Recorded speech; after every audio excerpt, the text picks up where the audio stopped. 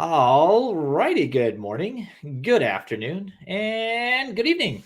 Welcome down the security rabbit hole to yet another edition of the Down the Security Rabbit Hole podcast. This is Raf. You guys know me, and episode 496 is locked in. We're recording it now. Kind of insane. We're getting up on 500. If you're listening to this and going, all right, what are you doing for 500? The idea is we're doing it live May 9th. It's 6 to 9 p.m. In two segments. We're doing it on LinkedIn Live, and we're going to stream it. I've got Jeff Moss locked and loaded. I've got my old friend Jim Tiller locked and loaded. Some other special guests for you guys, and then the second half of that, the 8 to 9. We're going to do the tech review of the last decade or so. It's going to be a hoot. Pour yourself a drink. Get your earbuds on. Get something comfortable. Join us live. It'll be fun. But before we get there, today is episode 496, and I've got a returning guest and one of the hardest guys to get a hold of, which is why he's perfect for this episode. No, you're building a reputation. But you are attainable. I'm here. I'm it's a just that person. You get bombarded, I think is the key there. So Yaron, welcome to the show. Give us a quick intro of who you are. Thank you. Glad to be here. Yaron Levi. I'm the CISO for Dolby. That's the shortest intro I think you could possibly give, and just give it. All right. So I told you before we hit record button. So guys, I've been reading this again. It's worth Dale Carnegie wrote a hell of a book, and it's very interesting because it's coming up on the century mark for this thing. And a lot of the things still hold, right? It's originally 1936. And so a lot of the things that it talks about still hold. But I wanted to relate it to the relationship our industry has from the seller to the buyer. And unfortunately, I think it's kind of gone the wrong way. We've had some difficulties in the way sellers approach buyers and the way buyers look at sellers. And it's just been kind of a disaster. So, Yaron, I'm going to ask you this question to kind of kick it off. From your experience, you just joined a new company. How many hundreds of texts, emails, LinkedIn messages did you get that said, "Hey, I want to sell you something"? Oh, a lot. And yes, there were the congratulations as well, and hey, good job, and exciting to see that you're a new company, new career. But there also were a lot of like, hey, I'm here, or hey, I can solve you this problem, or I have this solution, or whatever. So yeah, it's an opportunity. Once the announcement goes on LinkedIn, you're getting a lot of emails. And it's interesting because over the last decade or so, I've been on the seller side, right? I've watched the relationship between CISOs and security leads and the sellers, right, at my side of the table, sort of deteriorate. And it was slow and steady at first, but it has gotten downright ugly now. And I feel like two things are a problem, and they're diverging. It's causing kind of this nasty downward spiral where the sales side approach to you, the lead, the person that we're trying to sell to, has just been terrible. It has been shotgun. It has been nonstop. It has been relentless, and it has been frankly non-targeted, which basically means you're getting 100 emails every day that basically tell you the same thing. But on the other side of that table, there are just a lot of security leads, CISOs, directors, whatever, that are like, I don't talk to vendors, or I'll call you when I need you, or like, don't bother me. I don't want to deal with the vendor side. And it's like, okay, I get it. The relationship can get ugly, but we gotta fix that somehow.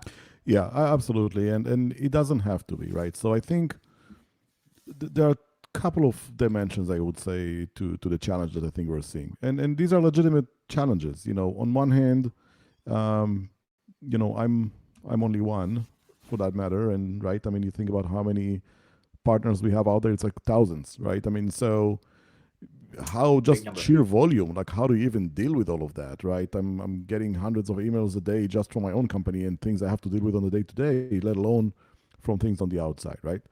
So I mean, there is a challenge there for sure. On the partner, the vendor side and partner side, with all empathy, I mean, to because I've been on that side as well.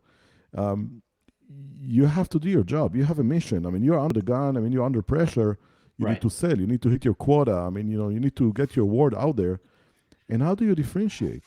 There's I'm working with quite a bit of VCs, and there's a VC out there, or actually, it's a more of a consulting company out there.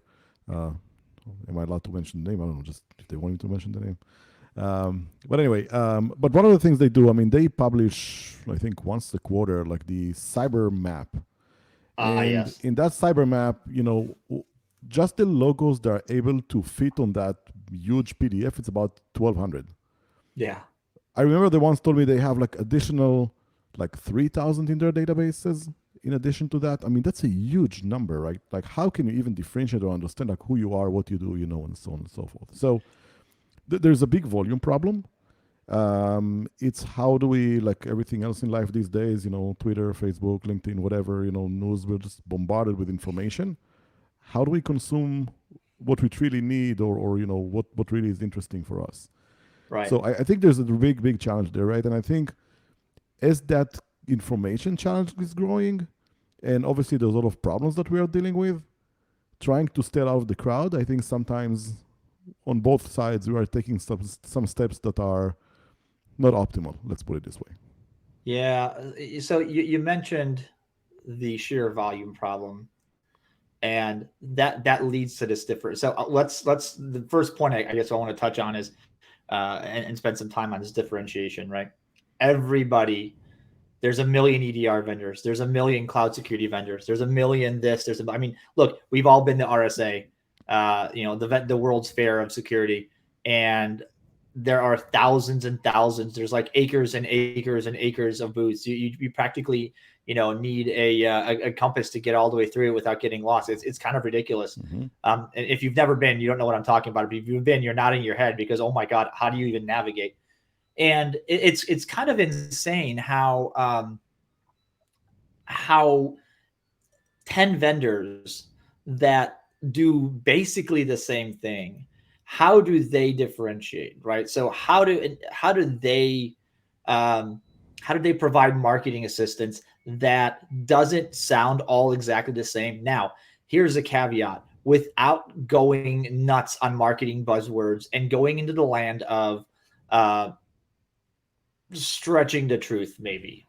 Yeah, that's a great question. I think part of it is, and I know it's not always aligned, because if you think about CISOs and you think about our programs, it takes us a long time to build our program and to mature it, right? I mean, security programs takes years, and there's only so much budget we have and so much manpower we have. I mean, to do some things every year, right? So, like any economical problem, right? I mean, you kind of have to decide what are going to invest in, how much, how long. I wish I could buy everything, but I can't, right? I mean, so you kind of have to make those decisions.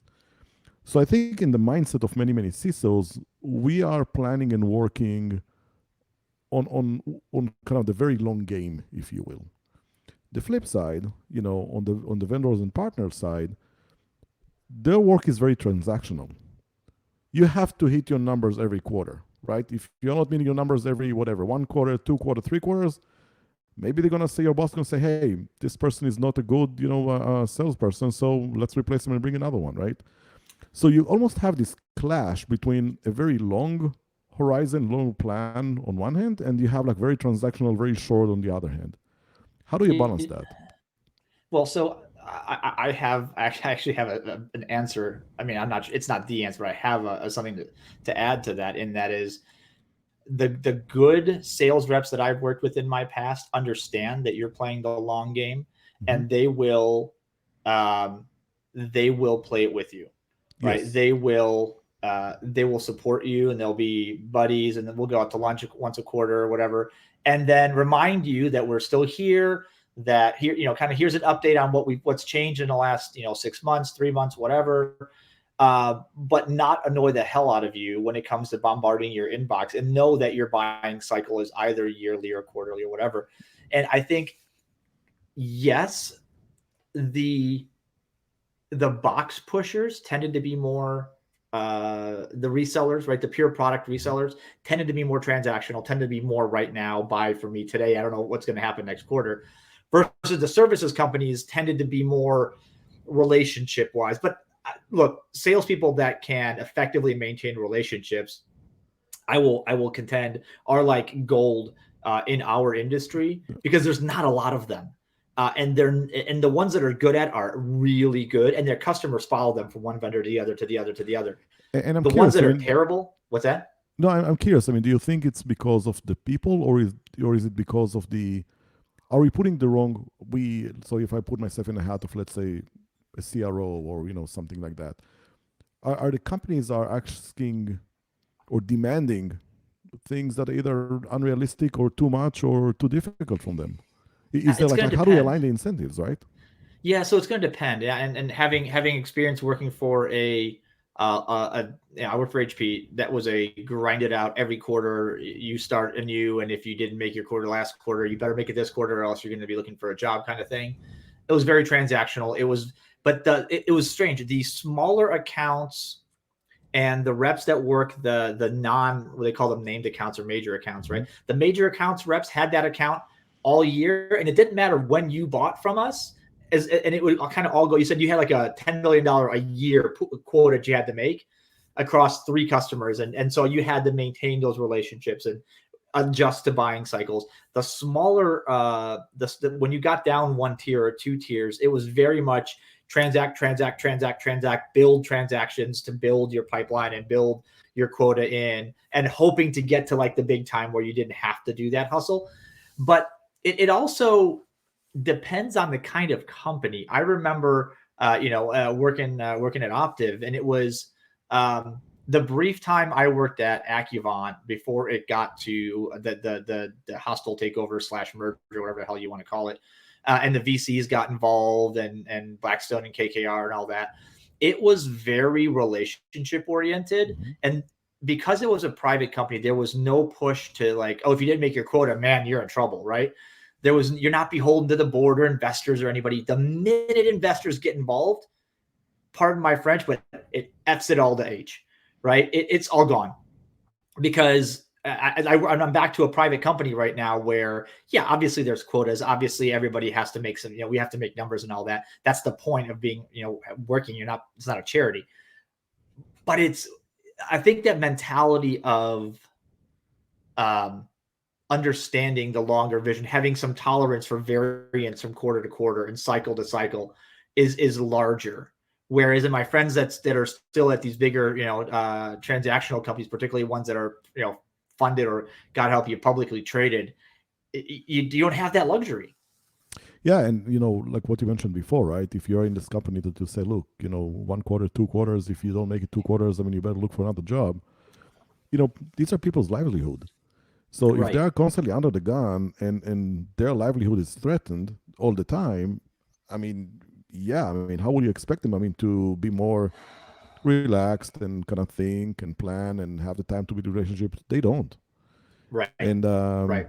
so it's a it's a big challenge.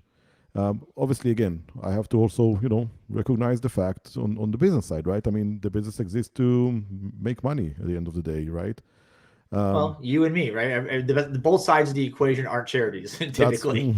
exactly. I mean, that's exactly how why we passed our salaries and everything. Same thing. But um, so I think we need to show the empathy on both ends, and I think the more we can build those long-term partnerships, recognizing, I mean, there are limitations on each side, and so on and so forth. But I agree with you. I think it's the long-term partnerships, and All right. and it's sometimes I have friends in the industry, or like people I work with in the industry for a very long time. Some people I haven't bought anything from them for like the last 6 years. I still hear from them like every quarter or so, like, hey, how are you doing? Things are going well. They don't even have anything to sell me. They work for companies that not even in the same industry that I care about or whatever. But they're like, hey, just want to check how you're doing. And these people will stick with you. I mean, you remember them. I mean, they become long-time friends and partners, and that's how it works. I like to think that's one of the reasons you decided to come on the podcast because There you go. I See, like to be persistent but not annoying. Um, there you go. listen, so I'd like to ask because I know there's a significant chunk of listeners that are in this in that sales bucket on my podcast here. What's your advice to somebody connecting to somebody like yourself for the first time? They want to reach out. They're working for a new company. They don't know you. You don't know them. What's the right approach? Because that's I Yeah. think that is the hardest piece, even for me. Like, what do you reach out and say? Like, hey, I've done this where somebody I look for my network. Somebody changes jobs. I have never in a million years would get into the like, hey, I want to sell you something. Like it's always I usually wait like 2-3 weeks and then reach out because by then they've at least cleared some of the 5,000 congrats they've gotten. Yeah. But what's the approach that you think would be favorable to you and your peers? Yeah. I think first of all, reaching out it's fair. So I'm not I don't want to discourage anybody from reaching out or, trying to build relationship on conversation. And, we need each other. It's not like we're saying, hey, I don't need anybody. It's just no, no, no. We need each other. We are both in the same boat for that matter. In order for us to be successful, I mean, we need each other. I want to be able to know what's new in the market, what's new in the industry, what types of problems people are solving. But I also want to be able to provide our own problems and challenges that we have because we need the partners and the vendors to develop things that we need, not just things in the vacuum, right? So that Yeah. partnership is important. Yeah. Now, you want to send an email, you want to send a LinkedIn message, you want to call, that's fine. Many of us don't even, phone lines anymore, but it's okay. I mean, all of that is fine. But I think what we need to do, and I think again, just gonna recognize it. First of all, be very clear what you're after. Don't try to trick me. Don't try to do all those, don't try to bribe me. Don't send me Yeah. like new TV or whatever to take a call from you or a $500 check to take a call from you because I can get in trouble for that because Yeah. I think there are some laws against bribes and stuff like that in the country. But yeah, right. So we don't do any of that, right? So security people have high integrity. I mean, that's one of the core tenets of security, right? So don't do anything that will compromise your integrity.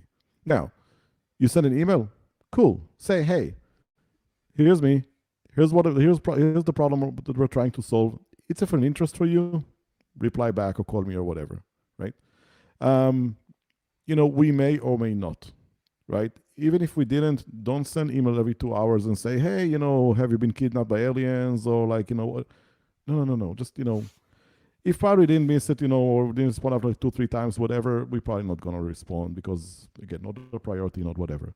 Now, it's still in our mailbox. If the next time I'm looking for this problem or whatever, I may look in my mail and say, hey, did anybody send me something about that or whatever, so it may still be there. So I think that's fair. But don't just hound us to no end. I mean, sometimes, people will call your personal phone. Sometimes people will send emails to your personal email. Have some respects to the boundaries, right? And Right. don't call like, 7 p.m., when I'm having dinner with my family because you think that's the time I'm probably most likely going to get a hold of me or whatever, or things like that. Have kind of a little bit of kind of respect, I think, and to kind of where we are and things like that. And again, if you make it easy for us to respond or make it easier for us, to even if we tell you no, so it's no. And it may be in the Yeah. future, but don't just, okay, so like follow up in 2 days. No, nothing gonna change in the next 2 days, right? But thank you for the information. I'll reach out if I need you. That's a good one. I like that. That's an easy one to that's an easy one I think to live by. I think one of the biggest challenges that I've seen is there there are you guys get so many. If I want to get an intro, I send it to you. My big fear is, oh god, it's just gone to either spam or it's going to Mhm. sit in an inbox with 500 things. Like, what's the subject line that gets your attention that makes you go, okay, I'm going to read that one versus, oh god, another one of these. Yeah, I don't know if I have a good one to just try to think through. Like, once I receive someone like, yeah, I mean, like this one got me like interested. I think the main, if I can think about some, it will be those that I'm like, don't do that. Don't say, hey, you've got a breach and I want to disclose something or whatever, and then it's like, oh no, you can get that notification, but it's not really. It's Yeah, don't yeah, trick. I yeah. mean, don't do things like Yeah, that, don't right? trick. But also to your question, I think maybe from a different angle, perhaps, don't use just a single dimension, right? It's Mm. legitimate. Send an email. I may or may not respond. Who knows? But if you network, like if you know some of my friends or if you know some other CISOs you work with, and you reach out through them, that may be another option. Um, Personally, and I know everybody is different, but personally, I like to engage with people in local conferences. So we just had one here in Kansas City, a smaller one. I've talked to a couple of people there. It's much easier for me to engage than like in a RSA or Yeah, when you go to the hall, you're just gonna get lost, right? right. So I know, like as a vendor, I'm in marketing. I mean, you could spend your money in RSA, you could spend your money somewhere else. If you can spend money in both, okay, cool. You can have a lot of budget, but if your budget is limited, especially for a smaller company, go to the local communities, go to the B sides, go to the That's great to the advice. secure worlds. I mean, go to those places. There are meetups, for local industries, local communities. I'm sorry, and talk to the people over there. Right? It's easy. You can provide some value to them. You can show something. You can contribute. You can teach. If you do something for the community, I think people recognize, and people will be very open. I mean, to engage, and I think you can also stand out from the noise. I think that what you just said, I'm kind of thinking through the sales reps I've worked with, and this makes sense to me. The local connection has always been a big deal. And I am catastrophically bad at, like, I'm in Atlanta and I'm catastrophically bad at engaging in my local community, mainly because I'm used to traveling and I'd be everywhere else except here. Which has changed now, which is fantastic, right? So now I need to go fix that. But um, I found that sales reps, account reps that would reach out from across the country, across like different parts of the country, have their own, like, if when I lived in Atlanta the first time, and we had a couple of reps that would call, everybody would live here, but they would call on different parts of the country. Like, you couldn't call somebody in NYC and get a meeting, because they'd be like, yeah, so where are you? And they're like, oh, I'm in Atlanta. Like, yeah, no thanks. Like, I want to walk over and have coffee if that works. And like, let's schedule it for 6 months from now. It becomes difficult. But I think that what that necessitates too, if I'm hearing you right, is for people that want to be successful in engaging in security leaders in their companies, have to actually know what they're talking about. Mhm. Does that make sense? Like, you actually have to Yeah. be able to contribute, because you said contribute, do something, right? Rather than you're not just here to sell. You have to be able to say, I know what, this is what my company does. I have something to contribute besides I want to sell you something. Hmm. Yeah. I can give an example. And I also posted on my LinkedIn. I don't know, it was maybe last year or whatnot.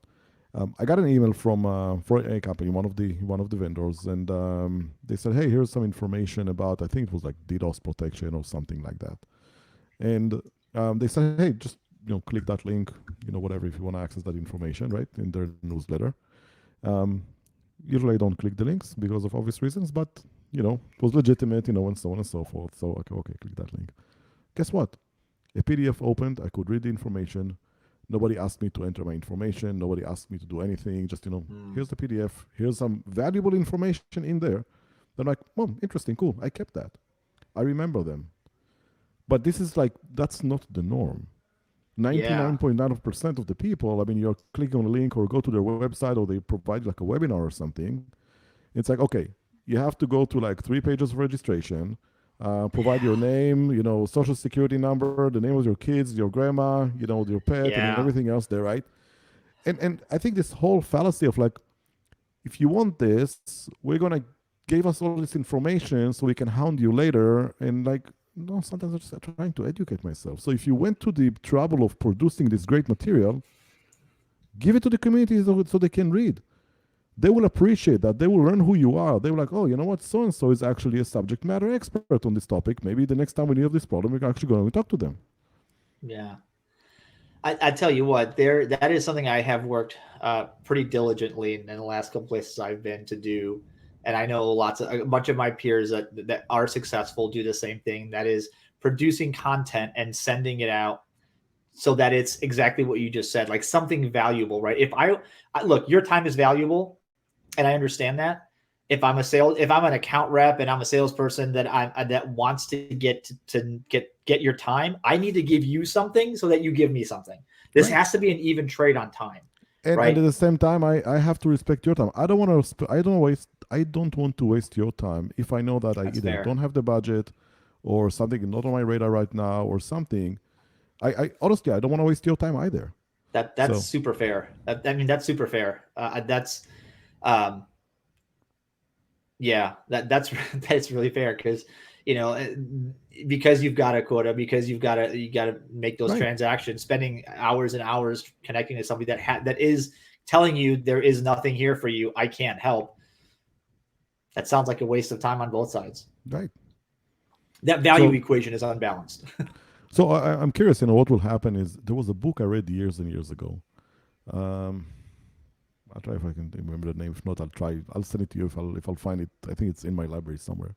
Okay. But it was like this sales approach that came from the point where if I'm the salesperson, how do I make sure that you as the buyer don't waste my time?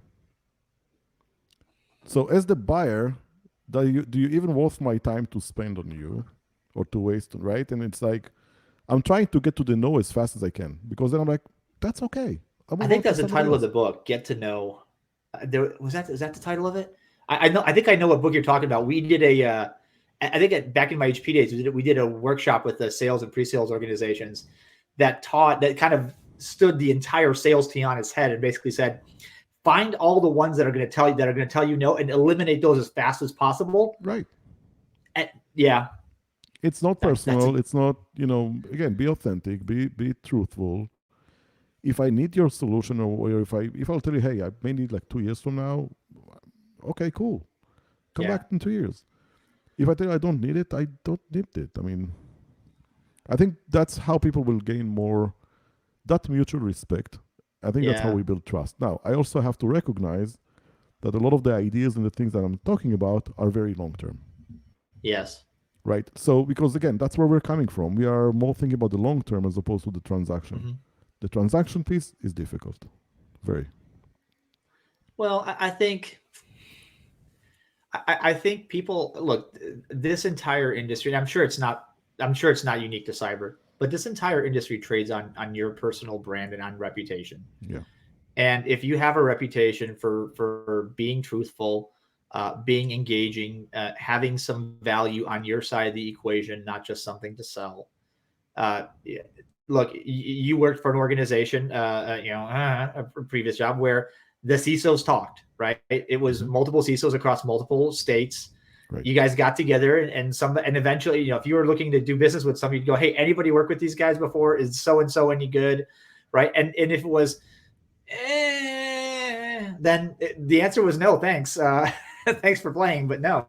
Right. And I think that this is one of the reasons why I'm so guarded about my Rolodex when I join organizations personally is I've spent a lot of time with you guys, right? It's been 2 decades, and I know I try very hard to be truthful, provide value, and frankly just be personable, right?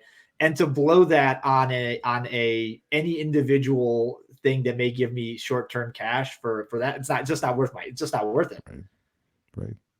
And the other side of it is also, as security practitioners and as security teams, we are now being brought more and more into deals, for our companies, right? I mean, because we need to attest for our solutions, Yeah, and so on. So we also sit on that side, but from the other side.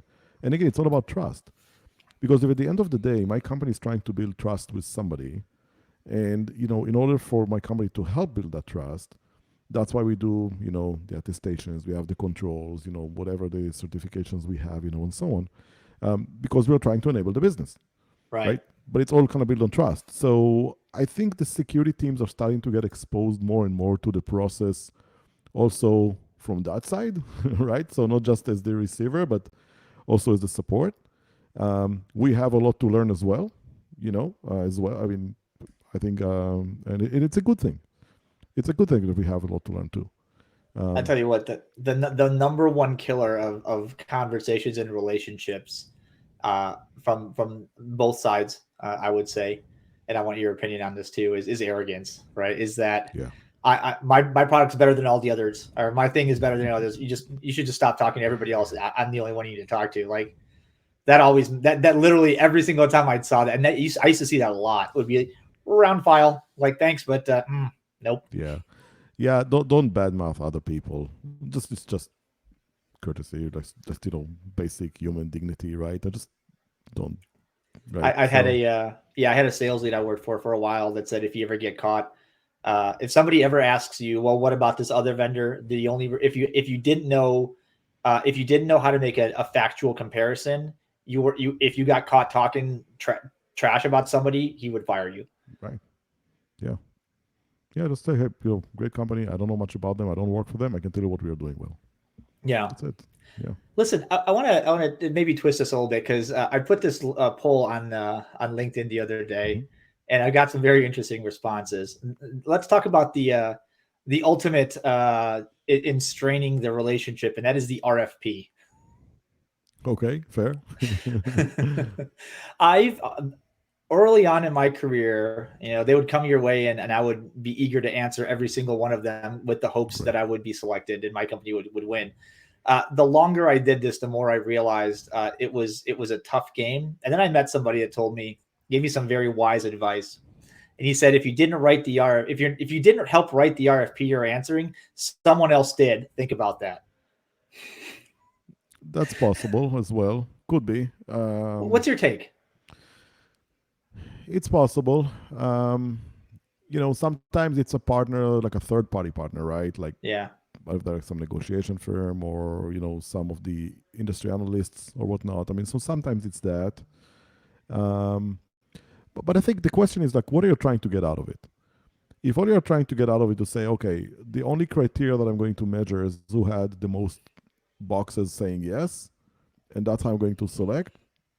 Okay, cool. I mean, but I don't believe that's the right answer, right? And Mm, I don't think that anybody necessarily expect that somebody will meet like all the requirements, right? right.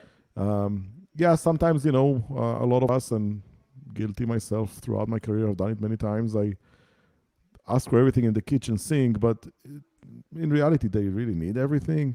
Probably not, but I wanted to kind of get a feel for, okay, what do we need? Where can we go with that, right? So sometimes, even if you say no, we don't meet it right now, but we are going to meet it, or it's on our roadmap, or we're never going to do it. Great, it's part of the trust you're building, Yeah. right? Fair enough. So how many times, I mean, we're buying tools that can do all of those 375 things in the RFP, but we only implement like two things, right? So you kind of have to ask yourself, like, do I really need all of that, right? Yeah. We are not free of mistakes. I mean, we make mistakes all the time, and it's okay to make mistakes. It's not okay not to learn from those mistakes. I think that's key, right? Is I found I found that the entire process, RFI RFP process, um, it started with good. Look, if it was in its purest form, I think it's fantastic because you're like, I have a problem. Tell me how you would solve it, and here's what I need solving. Who can get the closest? And then you bring the ones that But then it turned into from the vendor side because you were like the vendor when I worked for companies that shall go nameless in my history. We were basically told you can't answer no. Creatively find a way to answer yes, and I'm like, but now I'm just making stuff up. Like I don't want to like, hey, can you coordinate with the space shuttle? Well, not at this time. However, you're like, no, the answer is no. Like you can't, right? Do you have an API? No, we don't do that today. Like, will we ever? Maybe, right? But like creative yeses always drove me crazy because that goes back to your breaking trust thing. Because you have to be able to say, okay, these guys said yes. Great, I'm going to choose them and then you go, oh, wait a minute, you actually can't. Yeah. At the same time, I know sometimes in some industries, and there are some regulations for some companies and so on. Regardless of what you do, which company you work for, which industry you work for, you want to be truthful and you want to be fair, right? Yeah. I want to be able to provide a fair opportunity, to everybody out there, right? Again, it's never perfect. RFPs, it's a long process. It's a expensive process. It takes a long time. Sometimes we don't have the time to go through a very fast RFP. Oh, sorry, for a very long RFP, because the business is moving very, very fast, and we have a problem. We kind of have to solve it right now. So I think we need to be okay with it's not going to be perfect, and maybe we bring something now and it's only solving 30% of the problem. But guess what? We're 30% better than we were yesterday. We kind of calm the waters down a little bit, maybe, and then we switch next year or whatever. I mean, we hate to get to this like frenzy of changing tools all the time, but sometimes we just don't have a choice based on the speed and the velocity of the business. So I'm curious because you mentioned it changing. Um, One of the things that I found that's a little daunting, working in the on the service side of things is and this was explained to me from another CISO we both know, but basically said if I'm bought into product A and you're selling me product B has to essentially be not only better, but be better enough so that I have when I have to go explain why I'm changing, right? Because it's not just a simple cost of buying the new one; it's the right, cost of replacement, it's the right. cost of why, it's the human cost of remove, reconfigure, start over, all that.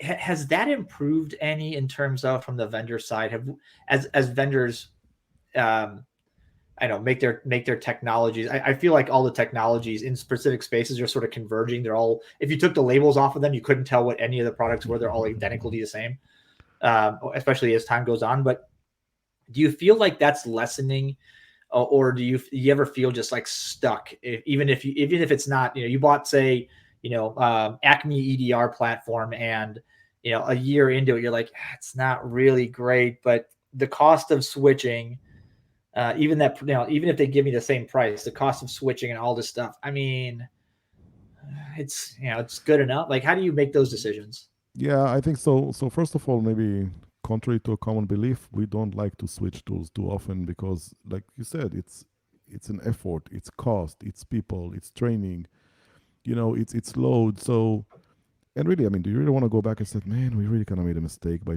selecting this technology and we should have done Right. this, right? We don't want to do that. Flip side, we're not going to stay with something for 5 years just because we just kind of bought it and we're stuck with it now, right? Yeah. Um, and I also think it's gonna depends on the nature of your business because if you are working for a company that, let's call it, more traditional, maybe more slow moving, so some things are gonna take longer, perhaps. I mean, to switch and change and mature. But you may work for companies like if you're like cloud native, born in the cloud, and you're much faster and everything is agile and things like that. You may not be able, I mean, to stick for something with so long because the context changes all the time. I mean, the company is Yeah. changing. I mean, there are changing technologies, right? Um, but the good news is that, especially for cloud stuff, I mean, sometimes I don't have to just put all the servers. I need to point to some APIs, make a connection. You know, 20 minutes, we're done, right? Yeah, that's making it So better though. The fact that the SaaS model has changed fundamentally the cost of switching. yeah, yeah. So I think we have, in that on that spectrum, we have a lot of options. Um, but I think we also need to recognize that the world is moving to be more agile and moving faster, much much faster, and we all have to adjust to it. It's vendors, it's security, it's everybody.